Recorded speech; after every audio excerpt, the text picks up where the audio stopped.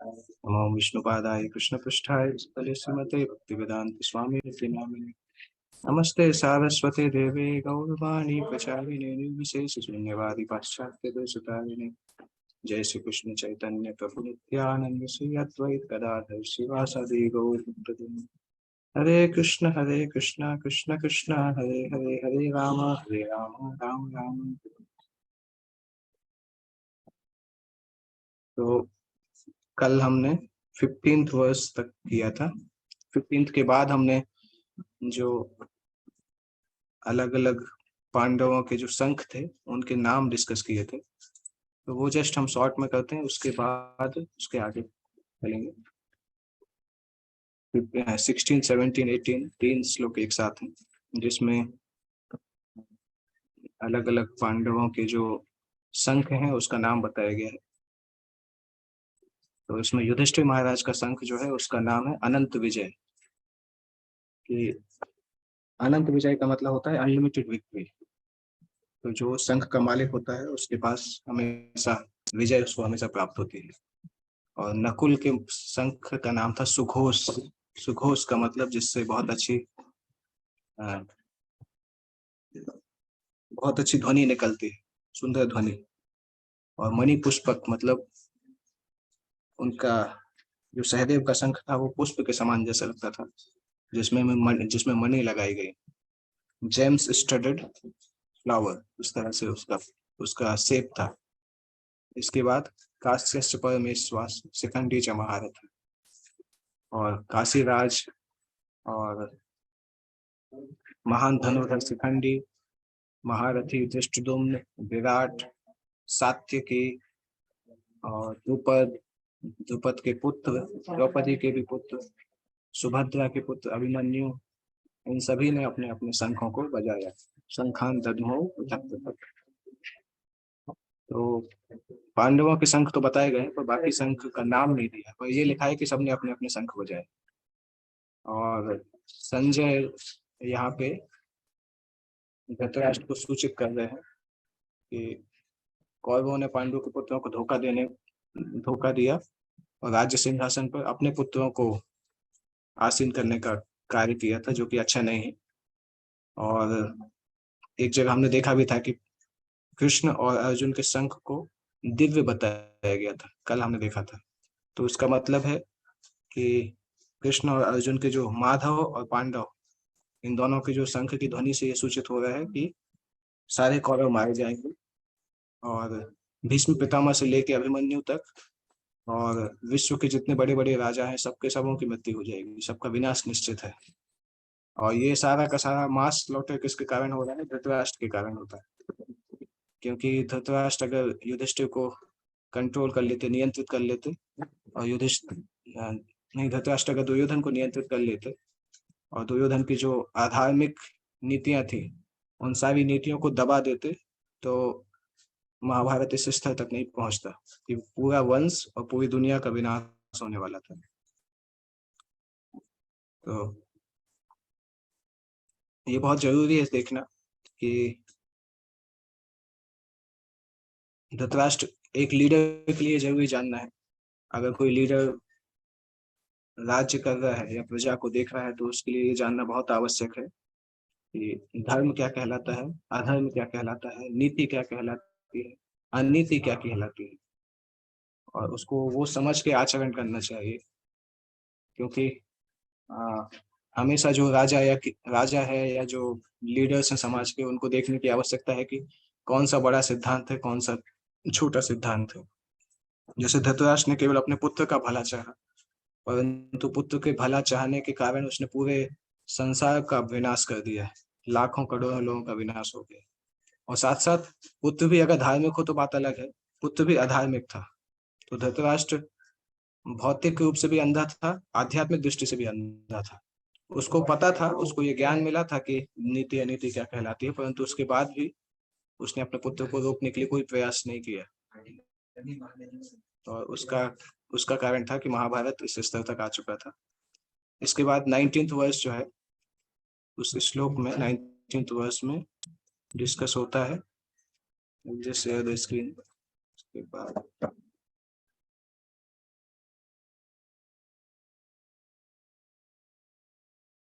तो 19वें श्लोक में आता है, घोषो धात राष्ट्राणाम हृदयानि व्यदारयत् नभश्च पृथिवीं चैव तुमुलोऽभ्यनुनादयन्।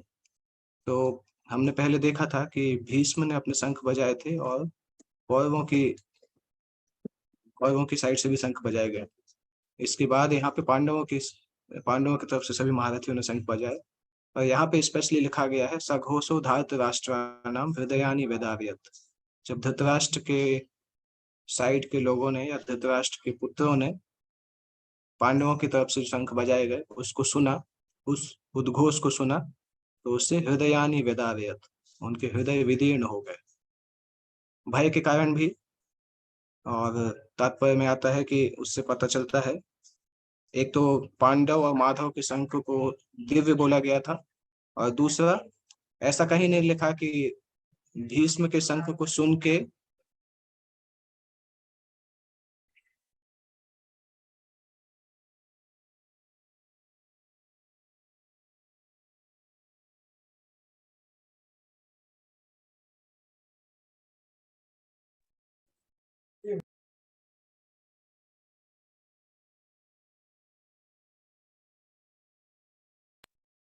तो इसमें कहीं ऐसा लिखा नहीं था पहले कि उनके कौरवों की शंख को सुन के पांडवों का हृदय विदीर्ण हुआ, ऐसा कहीं नहीं आया।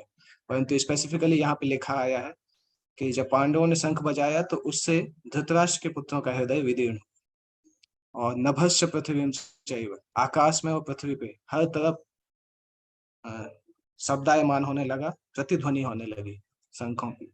तो ये दो लक्षण यहाँ पे दिए हैं, एक तो अर्जुन और कृष्ण के शंख को दिव्य बोला गया है, और दूसरा ये बताया गया है कि इन शंख की ध्वनि सुन के धृतराष्ट्र के पुत्रों के हृदय विदीर्ण हो गए। हृदय विदीर्ण का मतलब उनको डर लगने लगा। और इससे एक और चीज समझ में आती है कि जब हम कोई गलत कार्य करते हैं तो हमारा हृदय अपने आप वीक हो जाता है। गलत कार्य करने से हृदय जो है वो वीक हो जाता है, और हृदय की जो इच्छा है वो भी कमजोर हो जाती है। और तो सामान्यतः जब हम कभी कुछ गलती करते हैं तो हमें पता रहता है कि हमने गलती की है। हो सकता है हम उसको छुपाने का प्रयास करें, परंतु अगर हमसे पूछा जाए कि इनर ऑफ द हार्ट के हम कन्विंस हैं कि हम सही हैं, तो ज्यादातर केस में हमें पता रहता है कि हम गलत हैं। खाली हम मानने के लिए तैयार नहीं हो, परंतु हमें पता रहता है कि हम गलत हैं। और उस पता होने के कारण हमारा हृदय जो है वो वीक हो जाता है, कमजोर हो जाता है। और कमजोर हृदय में कभी भी दृढ़ प्रतिज्ञता नहीं आती है। ये भी एक कारण था कौरवों के हारने का, क्योंकि मोस्ट ऑफ द लोग जानते थे कि हम कौरवों का साइड ले रहे हैं, परंतु हम अधर्म की तरफ हैं। कर्ण, भीष्म, द्रोणाचार्य, ये सारे महारथी जानते थे कि हम इस तरफ हैं और हम अधर्म की तरफ हैं, इसलिए वो कभी भी अपने 100% एफिशिएंसी से फाइट ही नहीं कर पाए। अगर वही पांडवों की तरफ होते तो 100% एफिशिएंसी से फाइट कर सकते थे, परंतु दुर्योधन की तरफ होने से उस तरह से वो कार्य नहीं कर पाए। क्योंकि हृदय वीक हो जाता है, जब हम गलत कार्य करते हैं तो अपने आप हमारा डिटर्मिनेशन कम हो जाता है, और इसीलिए हृदय विदीर्ण भी हुआ। और जब कोई भगवान का आश्रय लेता है तो उसका हृदय कभी भी वीक नहीं होता, उसको कभी भी भय नहीं रहता, चाहे कितनी भी कठिनाई हो। पांडव भी बहुत सारी कठिनाई में आए, परंतु पांडवों को कभी इस प्रकार से डर नहीं लगा, हमेशा कृष्ण के आश्रय में थे। हम भी कभी कभी समझ देखते हैं कि आ, आप लोग ऐसे कुछ कुछ समय देख भी सकते हैं कि जब हमने कुछ गलत कार्य किया हो और हम छुपाते हैं कि सीनियर्स को पता नहीं चले या माता पिता को पता नहीं चले, परंतु अंदर अंदर डर लगता रहता है। उस डर की बात की गई है। गलत करने का डर जो है वो बहुत डेंजरस होता है, व्यक्ति को छोड़ता नहीं है। बाहर से वो कितने अच्छे से कंपोजर बना के रखे, परंतु अंदर अंदर उसको पता रहेगा कि मैंने कुछ किया है। और वही हालत यहाँ पे धृतराष्ट्र के पुत्रों की थी। हालांकि दुर्योधन इतना ज्यादा पापी हो चुका था कि उसको यही लगता था कि वो सही है, परंतु तब भी धर्म अधर्म के सिद्धांत ऐसे नहीं है कि बहुत सिंपल हो। सभी को समझ में आ जाता है, inner core of the heart व्यक्ति को पता रहता है कि वो कहाँ पे मिस्टेक कर रहा है। इसके बाद अर्जुन और कृष्ण के बीच का संवाद आता है कि अर्जुन ने इस प्रकार से धृतराष्ट्र के पुत्रों को देखा, और प्रवृत्ति शस्त्र संपाते। तो अर्जुन के ध्वज को यहाँ पे कपित ध्वज लिखा गया है, क्योंकि अर्जुन के रथ के ऊपर जो ध्वजा थी वहां पे हनुमान जी विराजित थे। हनुमान जी वहां पे उपस्थित थे। और हनुमान जी क्या करते थे, जब कभी कोई अर्जुन के सामने कोई शत्रु आता था तो हनुमान इतने जोर से आवाज लगाते थे कि वो ऑलरेडी उसका हार्ट अटैक जैसा आ जाता था। तो हनुमान जी उपस्थित थे क्योंकि भगवान रामचंद्र उपस्थित थे। राम मतलब भगवान कृष्ण उपस्थित थे। तो भगवान कृष्ण के उपस्थित होने के कारण लक्ष्मी जी उपस्थित थी जो कि उनकी पत्नी है। हनुमान जी उपस्थित थे जो कि उनके सेवक हैं। और साथ साथ अर्जुन का रथ जो है वो भी अग्निदेव ने दिया गया था। अग्निदेव के द्वारा दिया गया था कि वो किसी भी दिशा में जाके फाइट कर सकता है और उस पे जो रहेगा वो हमेशा अजय रहेगा। तो ये सब अर्जुन की विजय के लक्षण है। और इसका सेंटर क्या है, भगवान कृष्ण है। कृष्ण की उपस्थिति के कारण ये सभी उनके साथ है। हनुमान जी, लक्ष्मी जी, अग्निदेव का रथ और जितने भी दिव्यास्त्र थे सब अर्जुन के पास थे। तो अर्जुन ने जब देखा, युद्ध के लिए तैयार हुए तो उन्होंने देखा धृतराष्ट्र के पुत्र बाकी उनकी सेनाओं को देखा। और ये देख के उन्होंने ऋषिकेशम तदा वाक्यम इदमाह महीपते, उन्होंने भगवान कृष्ण से इस प्रकार से वाक्य कहे। अर्जुन ने भगवान कृष्ण को इस प्रकार से बताया। और अगला भी 21वां श्लोक जो है वो इसका वर्णन करता है कि अर्जुन ने क्या डिस्कस किया। और यहाँ पे भगवान को एक शब्द और उपयोग किया गया है, ऋषिकेश, जो कि हमने पहले डिस्कस किया था। ऋषिकेश का मतलब होता है इंद्रियों के स्वामी। कल की क्लास है उसके पहले की क्लास में हमने डिस्कस किया था इसका वर्णन। तो अर्जुन अभी कृष्ण से क्या बोलते हैं।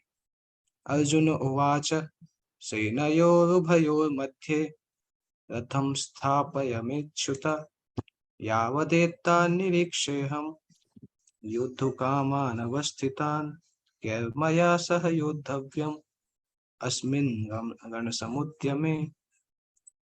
अर्जुन बोल रहे हैं कि सेनयोर उभयोर मध्य रथम स्थाप्य में अच्युत। यहाँ पे भगवान का एक और नाम उपयोग किया गया है, अच्युत। अच्युत शब्द का मतलब होता है जिसका कभी भी च्युत नहीं होता है। च्युत मतलब पतन नहीं होता। तो भगवान कृष्ण को अच्युत बोला जाता है क्योंकि वो अपनी स्थिति से कभी नीचे नहीं आते। वो भक्त के सेवा के कारण, यहाँ पे हम देखते हैं कि भगवान भक्त के रथ को चलाने के लिए भी तैयार है। रथ को चलाना कोई बहुत ऊंची सेवा नहीं मानी जाती है, परंतु भगवान वो सेवा करने के लिए भी तैयार है। परंतु उसके बाद भी भगवान अपनी स्थिति से नीचे नहीं आते। ऐसा नहीं कि वो पतित हो जाते। भगवान हमेशा माया से ऊपर रहते हैं। और ये सब उनकी लीला शक्ति का कार्य है, जो कि भगवान अपने भक्त के प्रेम के कारण ये सब करते हैं। तो इसलिए भगवान को अच्युत बोला जाता है। भगवान कृष्ण का एक नाम है। तो उस नाम से अर्जुन ने पुकारा कि आप मुझे दोनों सेनाओं के बीच में ले जाइए, क्योंकि मैं देखना चाहता हूँ यावत एता निरीक्ष, मैं निरीक्षण करना चाहता हूँ कि मुझसे युद्ध करने के लिए कौन कौन आए हुए हैं। ये मैं देखना चाहता हूँ। कैर मया सह योद्धव्यम अस्मिन् रण समुद्रे, मुझे किस किस का सामना करना है इस रण के समुद्र। रण समुद्र मतलब जो कुरुक्षेत्र युद्ध स्थल है उसको समुद्र जैसा माना गया है। जिस प्रकार से समुद्र में असंख्य लहरें, असंख्य मछलियां होती है, उसी प्रकार से कुरुक्षेत्र युद्ध में असंख्य लोग आने वाले हैं। और तात्पर्य में यही लिखा है, अर्जुन ने भगवान को अच्युत क्यों कहा है। सारथी के रूप में भगवान अर्जुन के सामने उपस्थित है और उसमें उसमें उनको कोई संकोच नहीं है। केवल अर्जुन के संबंध के कारण, प्रेम के संबंध के कारण वो सारथी के रूप में अर्जुन के साथ है। भगवान तथा उनके सेवक का संबंध अत्यंत मधुर और दिव्य होता है। सेवक स्वामी की सेवा करने के लिए उद्यत रहता है और भगवान भी भक्त की कुछ ना कुछ सेवा करने की कोशिश में रहते हैं। भगवान इसमें विशेष आनंद का अनुभव करते हैं कि वे स्वयं आज्ञादाता ना बने, अपितु उनके शुद्ध भक्त उन्हें आज्ञा दें। क्योंकि भगवान स्वामी है, अतः सभी लोग उनके आज्ञा पालक हैं और उनके ऊपर उनको आज्ञा देने वाला कोई नहीं है। किंतु जब वो देखते हैं कि उनका शुद्ध भक्त आज्ञा देता है तो उन्हें दिव्य आनंद मिलता है। तो भगवान को कौन आज्ञा देगा, परंतु भगवान, कभी कभी हम देखते हैं कि यशोदा माँ भगवान को डांटते थे और भगवान सुनते भी थे। तो यशोदा माँ के प्रेम के कारण भगवान ने उनको इस प्रकार से अधिकार दिया था। यशोदा माँ को नंद बाबा भगवान के पिता के रूप में थे, कभी वो भी डांटते थे और भगवान अपने भक्त के प्रेम के कारण उसको स्वीकार करते। तो अर्जुन यहाँ पे जब सेनाओं को देखने का बोल रहे हैं तो अर्जुन का ये कोई वहां पे रोल नहीं है। अर्जुन ये नहीं सोच रहे हैं कि मैं संधि करूंगा, परंतु अर्जुन देखना चाहते हैं कि दुर्योधन के साथ में जो होगा वो सब पापी होगा, दुर्योधन के जैसे ही पापी होंगे। इसलिए अर्जुन देखना चाहते हैं कि कौन किस किस से मुझे फाइट करना है, मैं उनका देखना चाहता हूँ। तो एक और चीज समझ सकते हैं कि जब हम किसी से युद्ध करते हैं तो युद्ध करते समय हमें पहले से देखना चाहिए, एनालिसिस होना चाहिए कि कौन कौन है जिसके सामने मुझे खड़ा होना है, किस किस के साथ मुझे फाइट करना है। तो ये एक एनालिटिकल तरीके से अर्जुन देखना चाहते थे अभी, कि फाइट करना है किससे, अगर वो पता चल जाएगा तो उस हिसाब से मैं अपनी शक्ति लगाऊंगा। इसलिए अर्जुन ने भगवान कृष्ण से बोला कि मुझे रथ के बीच में ले जाइए।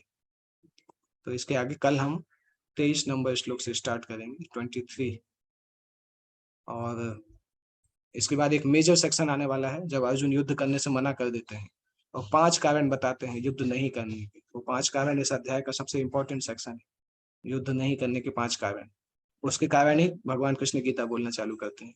तो कल हम डिस्कस करेंगे। किसी को कोई प्रश्न पूछना है तो पूछ सकते हैं, अगर कोई प्रश्न है किसी के पास। अगर if there is no other question then we can कल हम आज खत्म करके कल हम फिर स्टार्ट करेंगे। अनम्यूट करके पूछ सकते हैं अगर कोई प्रश्न है तो।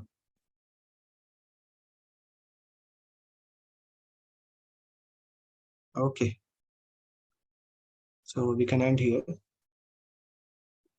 श्रीमद् भगवत गीता यथारूप की जय। जगत गुरु श्रील प्रभुपाद की जय। बहुत प्रेमानंद।